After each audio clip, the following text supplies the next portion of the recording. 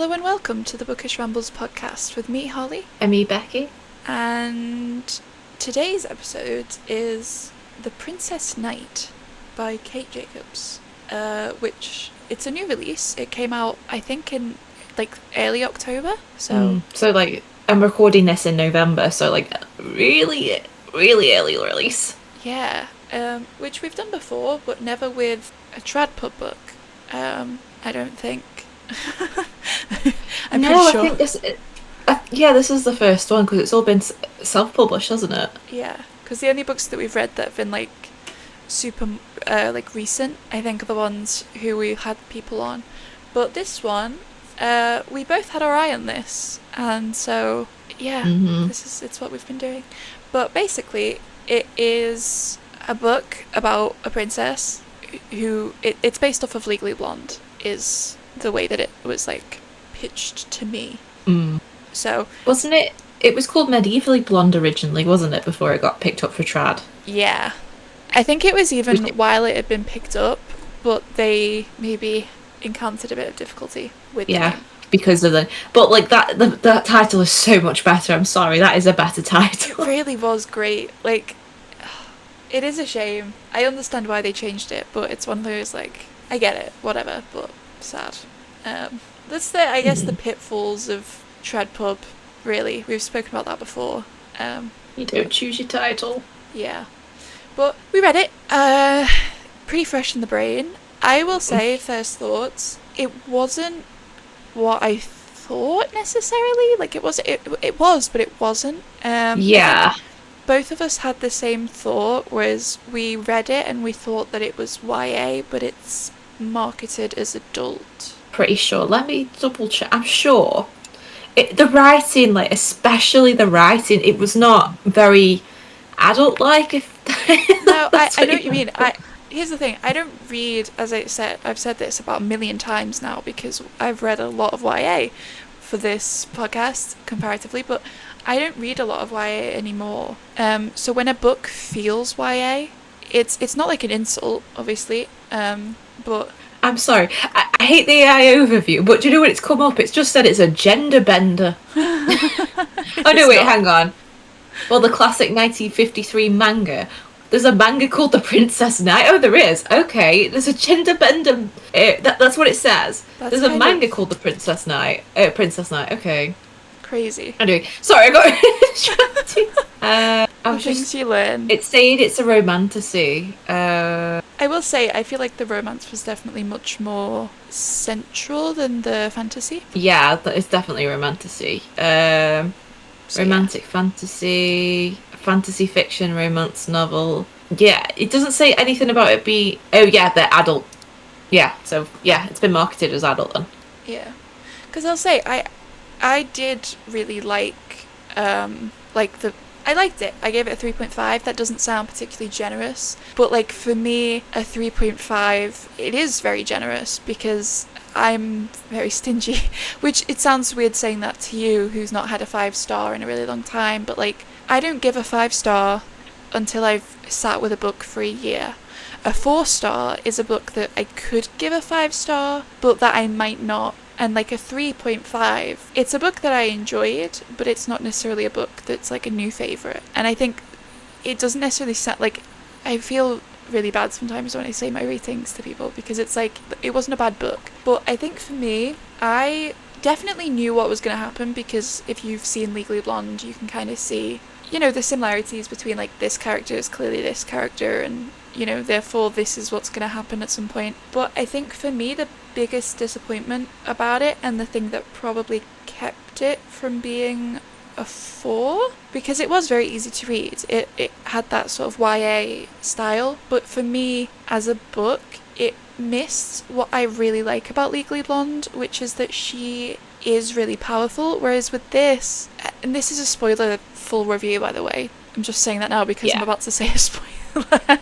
Well, we can't. The subject matter is you're kind of going to have to go into spoilers because not much happens in the beginning of the book anyway. No.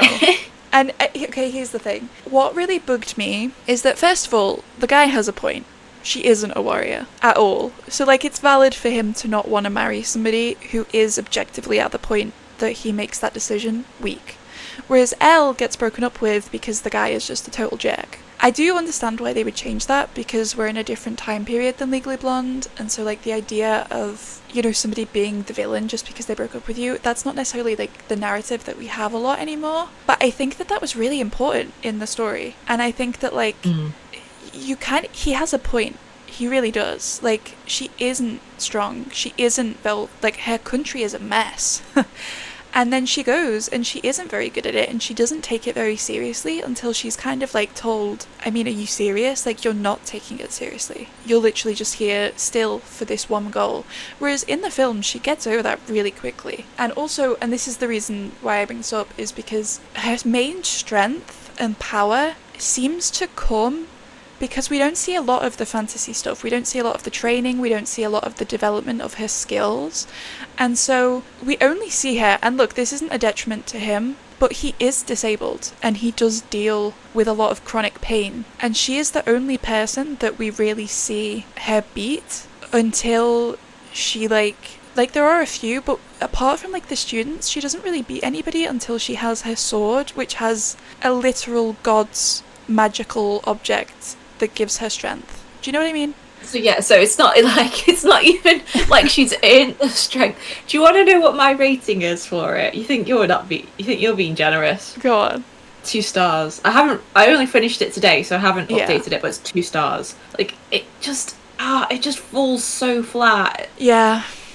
Like, it's supposed to be adult, and as like someone who's read adult fantasy, the difference is so stark. Yeah, I will say, I think my rating was definitely impacted by the fact that I believed it was supposed to be YA. And I won't change it, because you know what, it was still enjoyable to me. Like, it was still, I read the physical copy, you listened partially to the audiobook, so I don't know how different our experiences were. But I read this because I was putting off reading Wuthering Heights, so... Relatable. I absolutely just literally didn't finish it last night. I have like 30 pages left. I was like, you know what, I cannot be bothered finishing it. So I'll be finishing it today. I hate that book so much. It was so dull. It's the only book that gets me in a rage. And so I will say, like, when I read a book that's really like easy to read and really simple, which obviously YA books tend to be in the way that they're written, not necessarily in the content, but in the way that it's put forward, I'll say this one had a lot of like, there was stuff that I definitely was like, yeah, this is not a writing style that I would necessarily like. It's not, I wouldn't say it was a bad book. That's important. I enjoyed it for what it was, but that's why I gave it what it was because like, it's not a book that I don't know. I think, look, I read a lot of modern classics, a lot of like, I have this plan to read at least one book by every Nobel winner, because I just think that's really fun. And when you go from like that kind of writing, because what was the last book that I read actually? Hang on, we can figure this out. So I read Atlas Shrugged, which is, it's not a Nobel winner, but it's by an author who is very, whatever else she is, she was a great writer. Wuthering Heights, which I didn't like, but you know, Gone with the Wind, which I only read like 10 pages of, and then I had to stop, but I was quite enjoying that, the way that it was written. It is very awful, because like, it's one of those books where obviously it's just a little bit racist. Just quite a lot, actually. But it was The Goldfinch. I don't know how I forgot that. But yeah, I just read The Goldfinch. And look, I may not be in love with Donna Tartt, but her writing is objectively very good. All this to say, I feel like... I didn't mean to come off and be like negative right from the beginning, but I want to get that out of the way, because I have a lot of good things to say about it. And I want it to be very clear that like, if I start gushing about it, it's because... you know, like it is a balanced conversation, but also I do get swept up sometimes in talking about like just the good or just the bad. So I just want to get the bad out of the way, kind of thing. I've got more of a negative view. It's just, well, like the audiobook was alright actually, because a lot of obviously it's Irish. I mean, right. So like, you know how a lot of the names are Irish, so it was quite nice having an Irish narrator. Yeah. I think it's good when they do that. Oh yeah, it felt really natural. But you know the bit where they like see the other kingdom in the forest, and like, yeah, she changed to a different, I think it might have been a Northern Irish accent. Oh. But I can't remember without looking, because I was listening to it on 1.3 speed. they speak too slow. Why do you speak No, so they slow? really do. Yeah, It's like, I have to. that's not how fast my inner voice goes. No, so that's why I sped it up. But it just felt really generic. Yeah, I know Like, what you mean. yeah, it's set in this like Irish-inspired fantasy world, like Celtic mythology.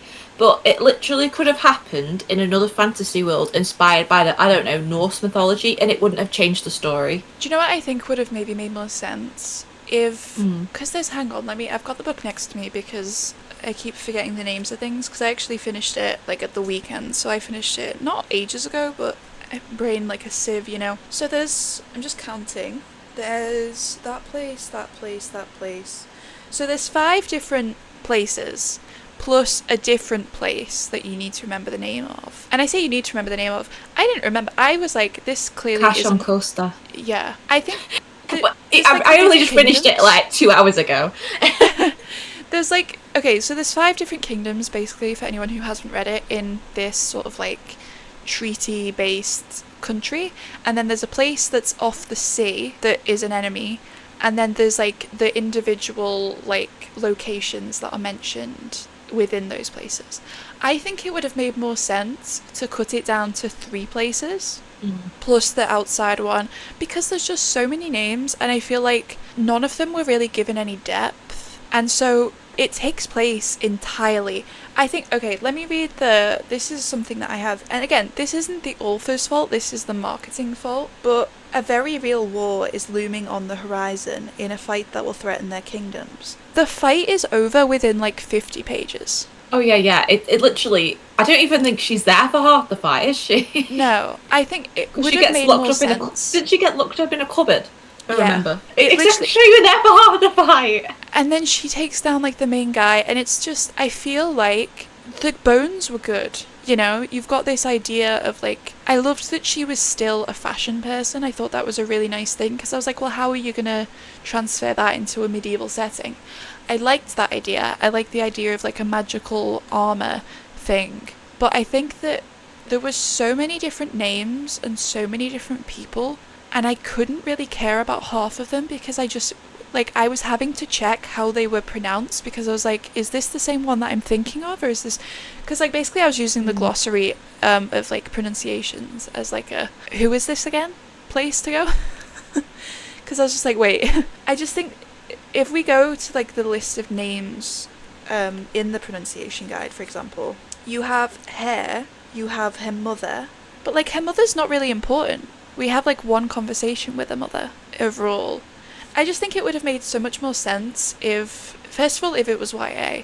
Second of all, if they were going to focus more on the romance than on the fantasy, then to kind of dial back the amount of, like, world building and make what was there a bit richer, because we experience a village that they go to stay the night, but we don't then stay in that village with, like, descriptions of what it's like. We don't meet any of the people, and I feel like it just felt like the whole world was this one kingdom that she's from, which we get, like, a description of, like, 2 rooms in the castle, and then we get a description of the like, military school. Do you know what I mean? Yeah. Like, Yeah.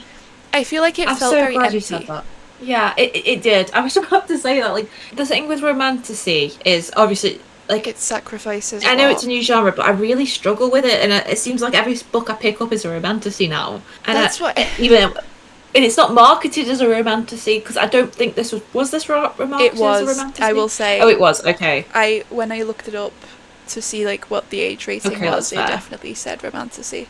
In fact, that's if fair. I look at the back, it says a romantasy for the Middle Ages as one of the reviews. Okay. So they definitely are.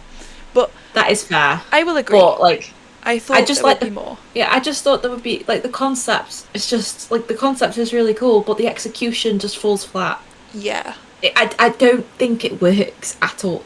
What really, like, speaking of, I know I'm going off topic, but I'm going to talk about the romance. The romance is also just felt very generic. Very fast. And I didn't feel anything for these characters. I was just like, I will say, I did when the thing that really intrigued me, this is a positive, was her relationship with the prince who like turns her down, because they're supposed to have been friends, and he suddenly reveals to her that he doesn't see her the way that she sees herself as like a person. Like, he doesn't look past the presentation that she puts on for other people's benefit as a princess of this kingdom. I found that really interesting as a thought, that like her like one friend in the world who she's always like liked doesn't actually know who she is. I would have liked more of that sort of depth. I think that the reveal that her like father figure was like a traitor, I wish that that had happened differently. And I think it's like, you are the captain of the guards, you have like full reign over everything because the royals don't do anything. Why are you betraying your kingdom just to keep it safe? Like, you literally didn't need to do that. I wish that the relationships had been more developed, because they got together very quickly, basically. Oh yeah, and it was like this back and forth. I was like, you can tell they're gonna end up together. Like, there's no tension here. Like, they've had one kiss, and then she's like, "Oh no, I shouldn't be doing this for my kingdom," and it's just like, I don't know. I liked the relationship between her and the other prince. I felt like maybe I just wish we'd seen more of like the fighting stuff, because she doesn't really develop as a warrior, and like, we do see her again, we see her fight a few people and she does survive, but she also, like, most of the time when she's fighting, she's with a group, and when she's alone, she gets very vulnerable, and like in the final fight, she's only alive because somebody else saves her.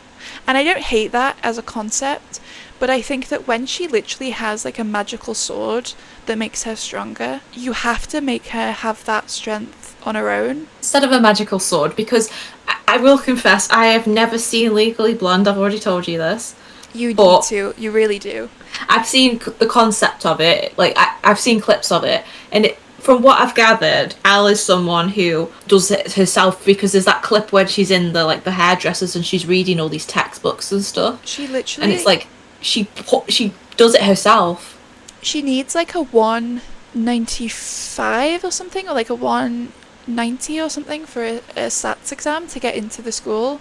She studies so hard, and she gets higher than she needs. And the guy who she's like going after, he didn't even get in, he got waitlisted, and she got in. Yeah. Because she's a well-rounded person with various interests, and she's dedicated, and she like gets better, and she doesn't get better even to prove a point to him anymore. She gets better because she's like, well, I can do what I want, and if you don't think I'm good enough, I am going to show you how good I am.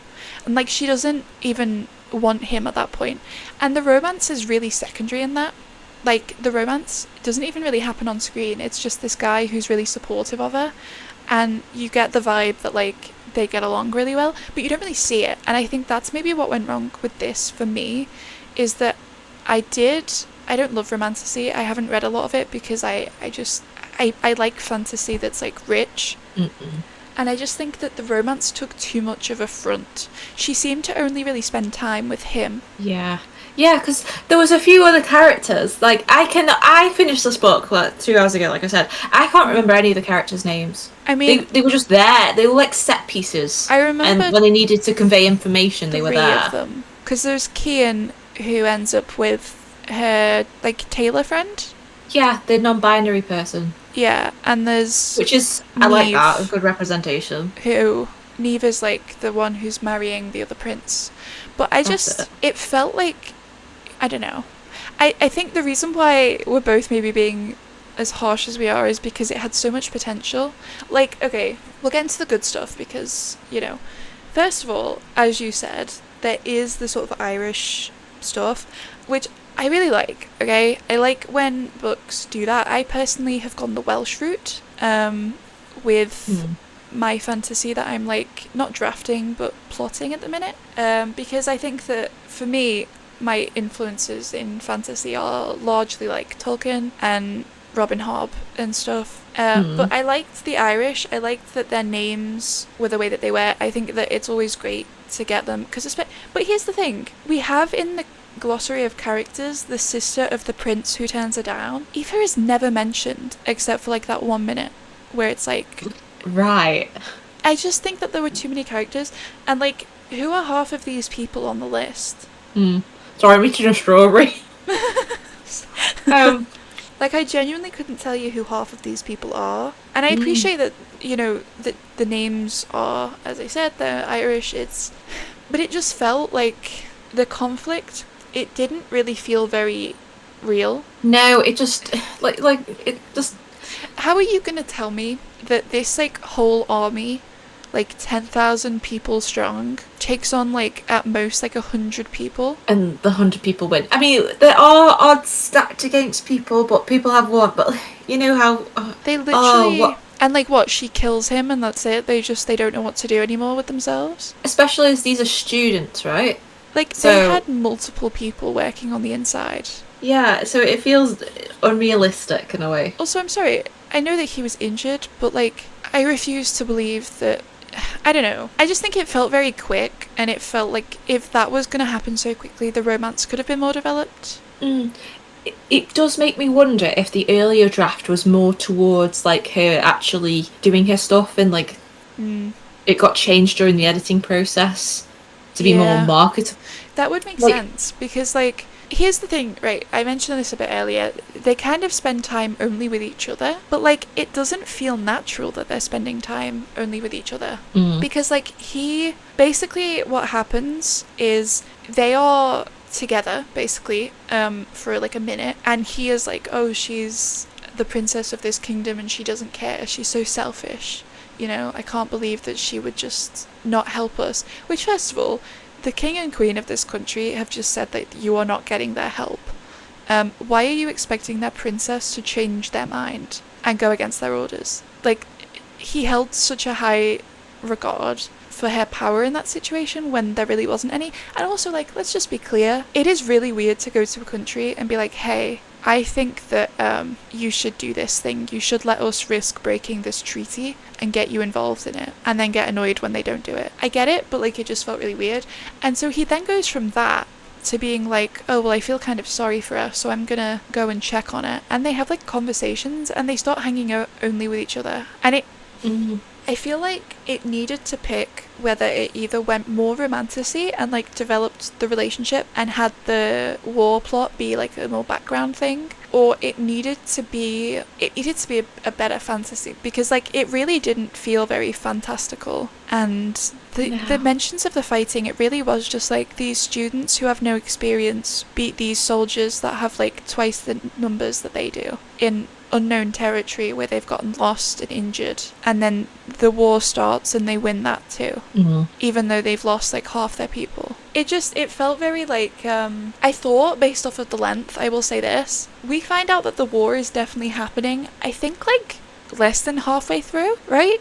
Surely? Yeah, it feels like it's like they should have like left the school, right? Like they should have left the school and the war should have happened. The stakes should have been higher. Like, yeah, because he tells her to leave at one point, doesn't he? Because he's like, because she's we can, like, I'm sorry, but it's so obvious. It really was. Who the bad guy is. And they literally said it like 50 times before it happened. Yeah. I just think it's one of those things where it's like, everyone seems so stupid. Like, why does Ronan think that it's a good idea to leave the castle with this guy when he's just insulted everybody that he cares about and has asked him to spy on people, who literally, like, all he said was like, like my letters aren't getting delivered or something, and I feel like it's weird that they're being tampered with, and the only person who could do that is the leader of this place. And he tells on him for saying that, and then is like, oh yeah, that's a security risk. How is it a security risk that somebody is worried that their mail is being tampered with? It's so suspicious. And then him choosing not to save the tailor's life until he's like forced to, it's just like, it doesn't make a lot of sense. The decisions that are made by these characters feel very don't make sense, convenient, shall we say. Yeah, they just feel like, just what is going on. Hello, come back to me. Okay, well, we're just still on the negative stuff, right? Yeah. So you know about the it's supposed to be like, I've seen a lot of people talk about how it's like YA writing. Yeah. And yes, I can see that, but you know myself, like I've seen some books with YA that have really good writing. Yeah, there are some really great YAs. Like, I mean, I'm aware that my writing style is sort of YA, but it cannot be at the same time. But like, because I'm writing a new adult book, Yes. So it'll still lean towards YA, but that's my writing style. I can't change that. So this is probably just her writing style, but you'd have to try and learn a bit of the craft more if you were tackling an adult book. Like, when I do obviously I'm only doing draft 1. Like, yes, I've just done my masters, but when I actually start doing draft 2, I'll probably try and look at the style difference and try and make it a bit more towards new adult if I can. It'll be a challenge, but I'll try. Yeah. But some of the writing, I'm getting to my point. Some of the writing, I wouldn't choose to say that. Like, there's a scene where where I'm pretty sure it said she looked into his eyes, blue eyes, and I'm like, I've seen that line so many times, especially in fan fiction. Like, it's so cliche. I think there's also like this okay, look. I think what got me was that every now and then I would read something and I would just, it wasn't necessarily like it wasn't the worst offense, but I think the way that the characters like think is very YA. Like, they don't think like adults, but they're all adults. They're 19, aren't they? Yeah. So they're old enough that they should be like, I don't know. Yeah, I feel like it should have been marketed as a YA, and I think it would have worked so much better. But then again, it still falls flat. Okay, I've just sent to a random page, but like, this is something that does, it's like, this is a random page. It's where she says, if I tell you, you can't mock me. And then it says, her face was turning pink and he immediately had to know what could have such a woman embarrassed. I feel like that's one of those lines where, like, it's not necessarily wrong, but it just feels where it's like, why is he so interested? Like, she's been embarrassed before, we know that, because he's seen her embarrassed. He's seen her embarrassed when she lost a fight in, like, the first day of class, and when she got turned down and was very clearly embarrassed. Like, and then it goes on to say, I won't, he lied, and then she eyed him, then sighed, you will, you definitely will. He doesn't need to say he lied there. No. Because, like, you get the point. I just feel like there are little things where it's like, a lot more is said than needs to be said, if that makes sense. Is it called overwriting? I'm pretty sure it's called overwriting. Or over-explainy writing. Maybe? Something like that. I don't know. I feel like every now and then there would be stuff and I'd be like, yeah, we get the point. Like, you've mentioned this magical fabric a lot. You've mentioned the glowing of this jewel a lot. The second that she found that cave with the glowing jewel, I was like, oh, she's just found the jewel that they're looking for. Because we know that that's why they're in the mountains, we're pretty sure. We've had the exposition about how it's like this magical jewel, and there is a jewel that glows, and the second she detaches it from this wall, the other jewels stop glowing. So we get it. We don't need her to repeatedly mention this jewel that she doesn't know what to do with it. Like, we get it. We get that it's going to be turned into a thing for her sword the second that he's like, oh, I have an idea. Like, we get it. It's context that you understand from reading the book. And I feel like every now and then there was just so much stuff where I was like, I would prefer if instead of spending this sentence talking about this again, you did. Yeah. Because as well, like, we see a lot that apparently these two people were friends when they were growing up. We never see them be friends. No, they kind of just end up as enemies half the book. Yes, like what he said, that she's not happy with. Yeah. But it just felt like set pieces. Yeah. It felt like everything kind of conveniently happened when it needed to. Mm-hmm. And like, I don't know. I will say some of the positive stuff. There is some positive stuff. They did a good job, I will say, I think that they did a good job, personally, of the relationships between the women. I liked that, for example, Neve did a lot of stuff that was not great, and then Clea was like, in her own head, she didn't say this out loud, she was like, I appreciate the niceness that's happening now, like, I appreciate that she's, being better to me, but I'm not going to completely just forgive the fact that she was horrific with me before. I liked that. I liked the sort of complexity. Yeah. There was a lot of... queer normative is the phrase for the world building. Like, so it's like people where... there wasn't any mention of like, oh, well, this person is gay or this person is... Like, it was just, oh, this person is queer. And that's... It was like from... Like, they would say something about like their husband or about how they had a thing with this woman or something, and that would be it. It wouldn't be like focused on, sort of thing. That was obviously good. I do think it's nice to see fantasies that aren't being... I feel like, here's my thing, right? My idea of romantasy is that a lot of them are very straight, and that a lot of them have actually very unhealthy relationships, because they're these people who they're like enemies to lovers, and whereas with these people they actually didn't really have that. I will say, like, as romantasies go, it wasn't as like toxic as I think it could have been. I think that there are a few where I've seen where like all these people ever think about is the person that they are pining after, whereas within this one they do spend a lot of time together. That is obviously a criticism that we've given, but I think it is also well worth mentioning that like he also has a complicated relationship with the prince that he serves, who he's like, look, I don't appreciate that you were willing to hurt your friend like that. You know, this person that you've only ever spoken well of to me, and that you've been keeping secrets from me. I don't appreciate that. I don't care that you're the prince. You're supposed to be my friend, and you just kept me in the dark. You know, I think that other things were pursued. I think the relationship between Ronan and Quartersley, I didn't love them. I think it was very weak, because we didn't see him. If we had like seen as like the prologue him being saved, I think that the relationship could have been a lot more implicit, rather than having him be like, I'm so grateful to be going there because this guy saved me when I was a kid, you know? Exactly. Another positive thing, right? The cover is absolutely gorgeous. It really is. Oh my god. Oh, it's so stunning. It like, I actually like the way that the cover looked. As soon as I saw it for the first time, I was like, are you kidding me? That is like... I mean, I think the artist has got a nice art style as well. I know people aren't fan.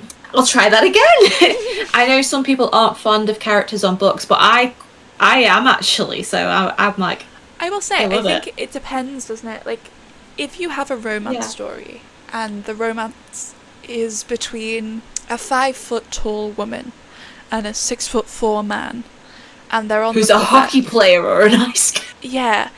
It feels very weird to me when I see those covers, because I feel like a lot of them do infantilize the women as well. Yeah. What happened to those like 80s sex covers? Those 80s.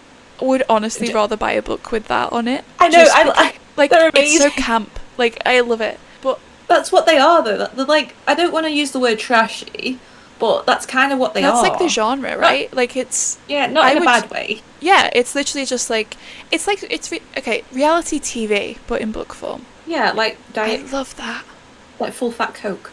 And look, again, no judgment. I plan on writing a book series that is literally like Sex and the City, but as books. And it's gonna be messy. And I love that. I think that's super fun. I love a messy book that's like reality TV. Because look...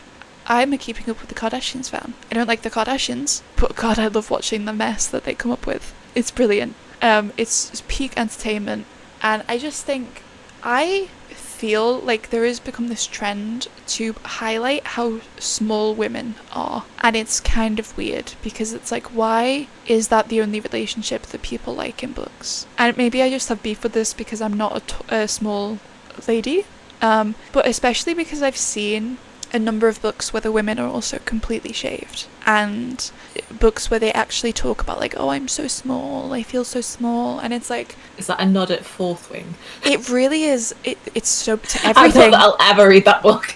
But that's the thing, right? Like, you could literally... There's probably people at home listening to this who are like, well, I just immediately thought of this book, because it's like such a common thing at the minute, and I personally... will forever make my protagonists tall, because when I was growing up, having tall, strong female characters was something that I always like was aspirational to me, because they were so cool. And I think that we need more of that, because we're getting a lot of tiny, petite women in fantasy especially, who end up being really cool and amazing, even though they realistically wouldn't have the strength to do half the stuff that they're doing. And especially in the culture that we're living in right now, where, let's face it, skinny is back in. It shouldn't be. Yeah. Well, if you look at me, yeah, I'm not exactly the tallest person, but I am built like I'm built like a freaking American linebacker. But see, it's like even I have a lot of muscle. Serena Carpenter is small, but she's not like underweight. Like, you don't look at her and go, oh my god, you know? Oh, she's gorgeous. She empowers herself though. That's what I think. And she's strong because she's like a dancer. She does like multiple dances every night. Like, this is a woman who she's lost weight because she's been exercising so much, and that's it. Like, she's got a realistic body, and it shouldn't be an insult, but I feel like people hear that and they think, anyway, the point that I'm getting the reason why I'm saying this is because I think that on romance covers it's become very normal to show that off because that's in, and I think that being in is a part of a wider discussion of like problematic stereotypes about women and how we should be small and dainty, and how it's kind of like we've reversed what it was before of like you can be big and strong, and now it's like, look, you don't have to be big and strong. And it's like, I don't know, it feels like there's a lot to be said about that, and I hate that they use illustrated covers because a lot of the time it just doesn't at all match the book, whereas with this, it's a fantasy book where you can see that these people are wearing this sort of style. You can see that she's wearing pink, so you know that it's kind of like a girly pop fantasy. You can see that the main male character isn't like white.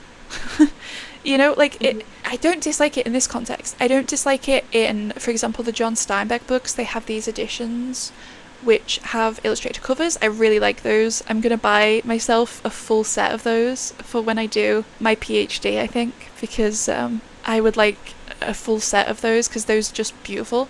If you don't know what I mean, look them up, especially like the East of Eden one that's really successful, that cover specifically. It's like blue with a man wearing a white shirt on it, but I think they're really cool. And I think when it's like romance, it feels really weird because it's like it doesn't make it seem like it's going to be explicit, and so you can never tell just from looking at a book, and it's never going to tell you. Whereas with this, everybody is shaped differently. Everybody's a different height. Yeah, no one is the same. No one, I mean, there might be someone who's like, us two are completely different from each other, and that's great. We're our own people. Like, it's fine. Exactly. And I think that what are other covers that have been illustrated that I've liked? Hang on. I can't think of a single one.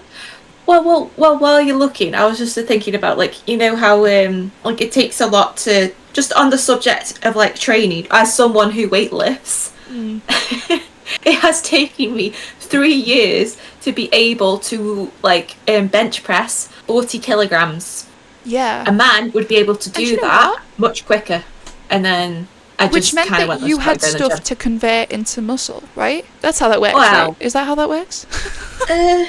I think you have to eat and have to like put on... you have to eat protein, yeah. Yeah. I mean...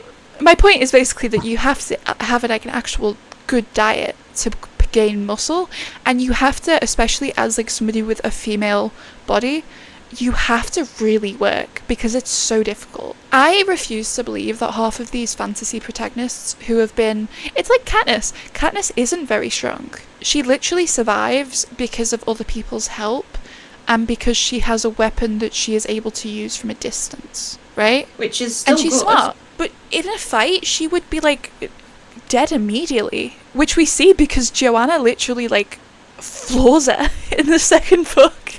Like, if you are a malnourished person, and that doesn't mean that you have to be starving, like in like, oh, I'm poor way. A lot of these book characters, they just either haven't eaten a lot, or they have a body type where they're definitely not eating enough food to be as strong as they're supposed to be. And it feels really harmful in the same way that you get those people who do like, look at my body because I do this one exercise thing every day. And it's like, babe, no one in the world looks like that just because they did this exercise. You look like that because of the way that you eat, which may not actually be healthy for all we know. And you look like that because of like your genetics, which no one can control. And it's like, the more that we see these people on covers, we've gone off in a completely different tangent, but like, I feel like at the very least, we have a variety of bodies in this book. And the one person who like is very small because she hasn't done a lot of training is the tailor. Well, no, right? Because I've seen art actually, and but Clea's like really small, right? Like, she's not short, but she's I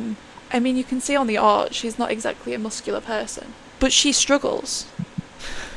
She really struggles. She gets really tired in the training sessions that we do see. Even just like lifting a sword. She gets exhausted after one fight. I feel like that is something that this book does really well, and I'm grateful for the cover because it shows somebody who has like a body that anyone could have, and then the book goes on to be like, look, this person struggles to do this stuff. Which is like, that's my whole point with this basically, is that I feel like it's not a coincidence that we've got a lot of petite little women who call themselves that. That's why I'm saying it like that, because they literally in the book are described that way. A lot of them are infantilized completely. It's awful, and it's not a coincidence that that's happening and that that's gotten popular, and now ads are using less plus size models again and stuff. Like, it just... Yay. Welcome back the early 2000s. Literally. I will say that's a positive to this book, because whatever else, it doesn't make unrealistic things. And as I said, it was a complaint that, you know, she doesn't get actually that much stronger. Like, she in the end has to be saved by somebody, and her armor saves her from being killed, and she has a magical sword that helps her a lot. But that is better than if she was just magically brilliant at it, I think. I wish there'd been more development of that, but I also am glad that they didn't rush through it, you know? You know what I'm thinking of, right? Mulan. That is a great one. Like, when you think, yeah, the film's a bit, like, controversial, because some people... But, like... It's absolutely when brilliant. you think about it, she takes her father's... Yes, I think there's some controversy around it. I'm pretty sure about something, and I can't remember why. Because, of course, there is. There always is with something, isn't there? Like that whole montage of... And even, like, the name of the song, I'll Make a Man Out of You. It's, like, it's this whole thing of, like... She is being a man, but then in the end, she wins by being a woman. It's brilliant. I was kind of expecting something like that. Yeah. But that's not what we got. In a way we did, because it's like her clothing that she made, but at the same time... Well, is it... It felt a little cheap.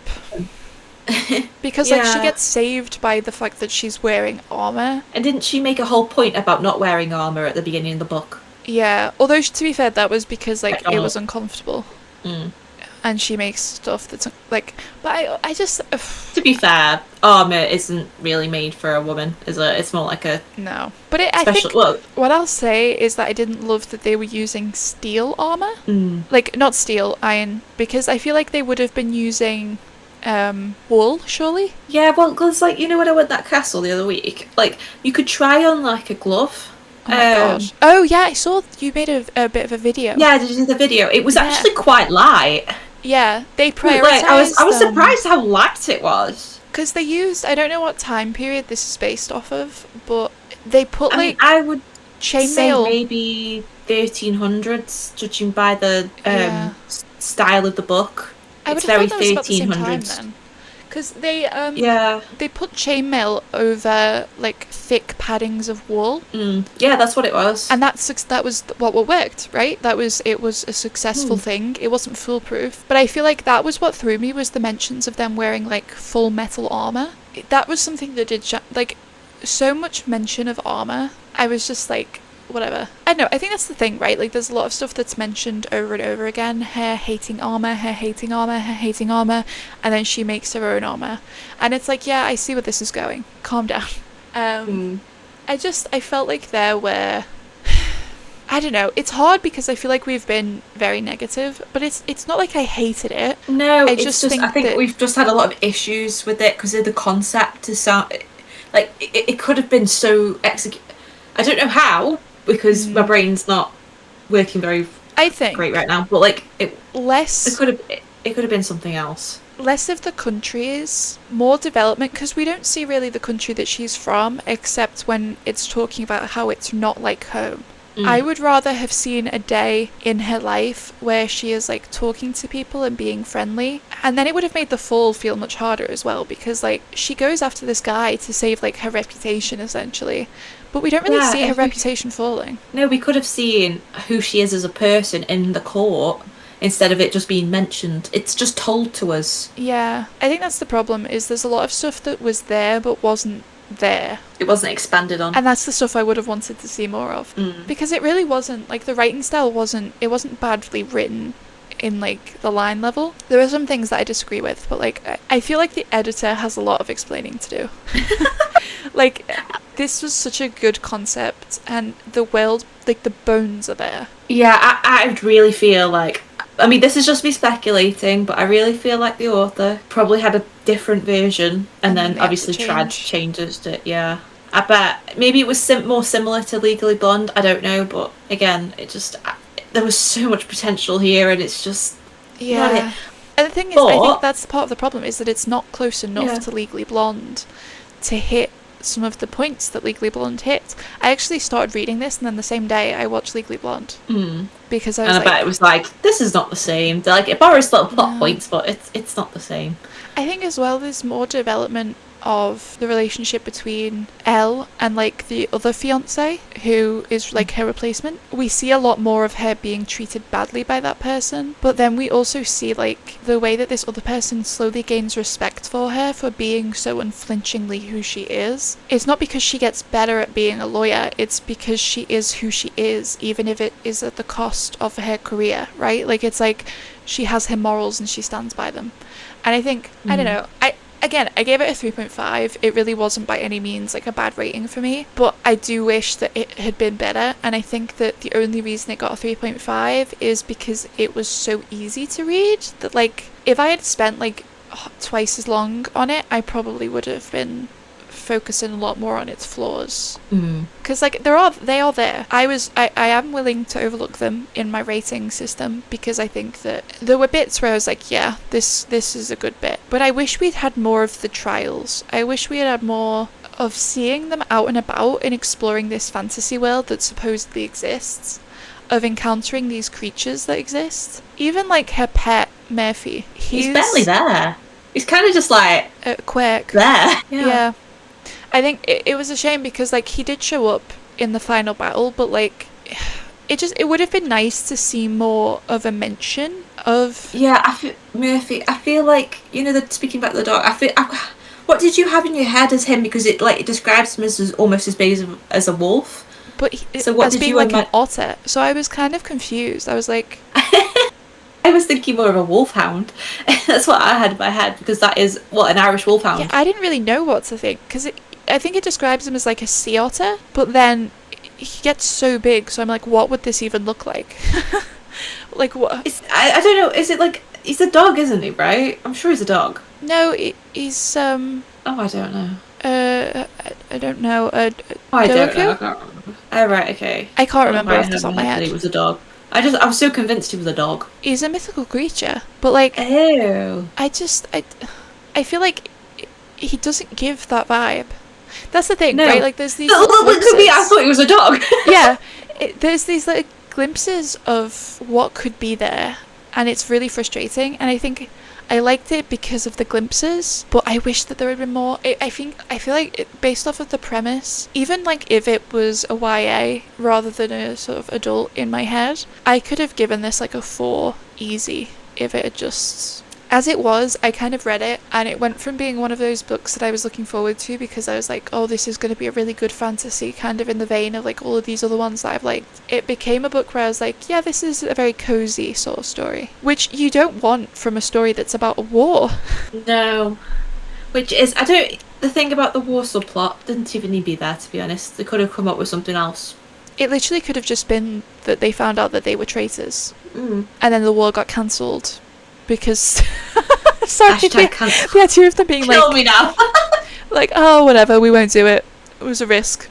No, but like, I think it would have made more sense if it had just either A, cut to the war and it had been a war, like that actually happened, and it maybe been a series, or if they had just like, because why did the invasion start and then stop? Yeah. There is no way that they would have stopped that invasion. It just felt very convenient, and honestly, I think I would have preferred if the castle fell and they had to escape. That would have been a lot more exciting, I think. If like 5 of them had survived and they had to go and get to their kingdoms before the invasion took hold or something, it could have been very Robin Hobb in like the Royal Assassin sort of bit where, or is it Assassin's Quest? One of those books, it sort of splits the characters across different areas of the land, and they're unified with like one goal. And I think it could have been very much like that, but it wasn't. That's kind of the way that I feel about the book, which is a shame, because it wasn't, as I said, it wasn't bad. It just, I don't know.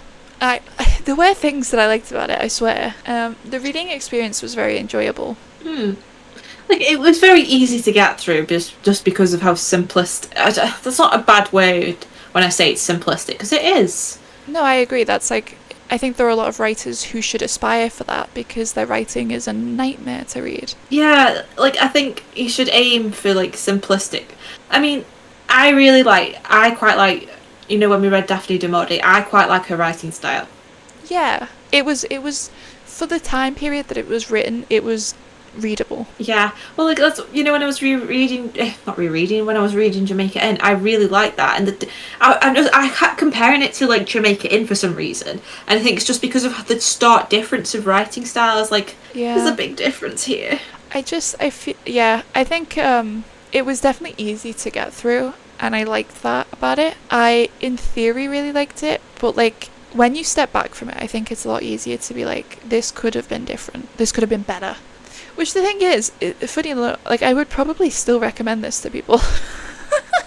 No, it's not like, a bad it wasn't book. It's just not my thing. Yeah, like, I think if you like romantasy, you might like this a lot, because it's a romantasy. And I think that's part of the problem, is that when I went into it, it wasn't even, like, confirmed the date, I don't think, when I started following. So, like, because Cait Jacobs was one of the first people that I followed with my author account, I believe, on Instagram. And so I've been sort of seeing this book through its name change, through the cover reveal, all that sort of stuff. I think that I had a different idea in my head, because I wasn't looking up the promotional stuff for it. I was just like, no question, I'm going to buy this book because it sounds cool. And so when I went into it, I was like, oh, I'm assuming this was a YA book then. Oh, I'm assuming that this wasn't supposed to actually be full fantasy. And I don't think it was, but I went into it assuming that it was an adult fantasy. And then slowly being like, huh. Which, it definitely, like, when I was reading it, I did the same way that you did. I was like, I don't think that this is adult. I had that realization where I was like, yeah, I mean, it's not a problem, but yeah, I don't know. I feel really mean, but, like, it's, again... We're both on the same thoughts, where we're just like, yeah, there was potential, but I think that's all I've got to say on it, really. I think it's hard, because when you really hate a book, it's so easy to just not complain about it, because you don't really want to think about it. But when you have a book that you have, like, high hopes for, it's so easy to be like, and this is what's wrong with it, and this is what's wrong, because you kind of know what you don't like about it, and you wish that it was different. It's a complicated thing, but I mean, I guess we can wrap up. Yeah, I think I've got... Yeah. We'll be here forever if we don't. But it's fine. I will say, if anyone's listening to this, we have been quite negative, but if you're a romantasy reader, neither of us are, and we didn't enjoy it for reasons that I think romantasy is kind of known for, so yeah, you will probably enjoy it. And as romantasies go, it definitely doesn't have the kind of writing that I've seen some of them have. I think that there are some that they're basically just slop that gets published without a thorough edit, and you're like, how did that get published? I'm not going to name names, but there are some books that I've seen that have, like, horrendous line level editing. Is this about Off-Key? Is this about Alchemize? I don't really support Alchemize as a book. I don't... Oh no, I wouldn't read it anyway. I don't think... First of all, I'm not a Hermione supporter, because he literally called her a slayer and allowed her to get tortured in his home. Yep. And it's inspired by Turf Lady, so... Yeah, like, between those two things, it just feels really wrong. You then have the fact that, like, it's literally like a Handmaid's Tale, Harry Potter rip-off. Not when it was in fanfiction form, but when it got published. Like, I'm sorry, I don't care what you say. It clearly wasn't changed. It was the same story. So, I don't... changed the names.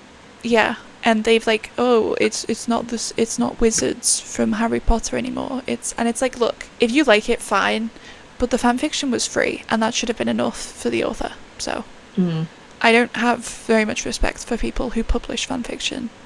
even if they file off the serial numbers, which you cannot do when the entire plot is based off of The Handmaid's Tale. Sorry, you just can't do it. I will never do that. My fan fiction is completely separate.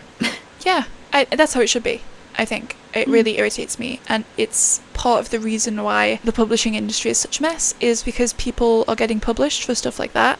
And look, you can say their writing's brilliant.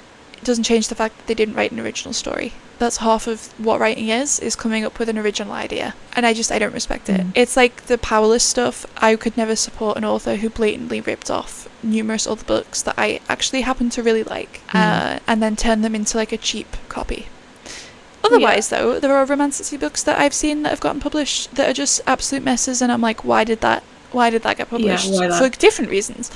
Those are the ones that I'm talking about in relation to this book being well written for a book of its kind. I think that they've basically it's refreshing in that aspect. Yeah, because basically the publishing system, it's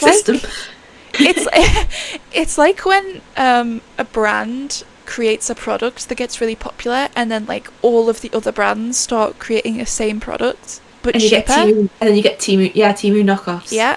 Oh god, Temu knockoffs. That's such a good comparison. It's literally, from Wish, that was like but like that is the thing, right? Does Wish still exist? I don't know. Honestly, I'll have to look it up.